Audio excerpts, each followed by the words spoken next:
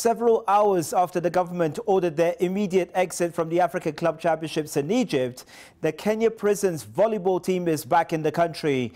The team now switches their focus to defending their national KVF League title as they await repercussions from the governing body of volleyball in Africa, that's CAVB.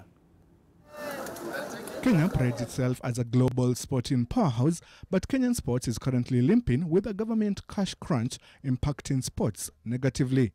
4 a.m. Friday morning, and the Kenya Prisons women's volleyball team is back in the country unceremoniously.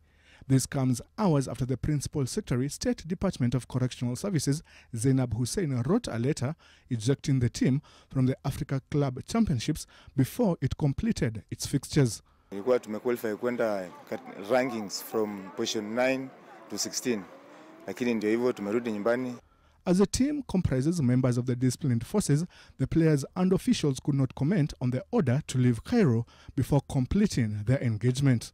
Sisi ongelea hiyo. Hiyo siko ni yangu.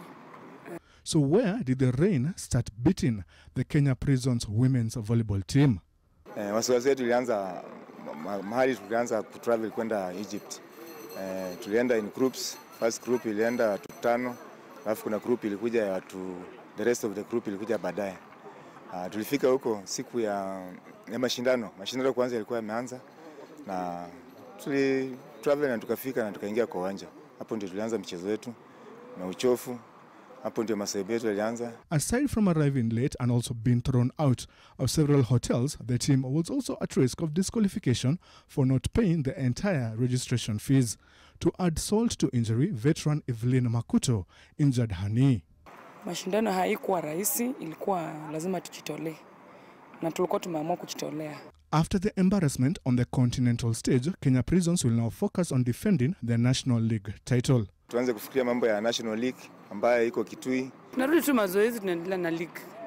Following their premature departure from the Africa Club Championships, the team is now at risk of being served with a huge fine or a ban from continental competition. Warothe Kiru, NTV.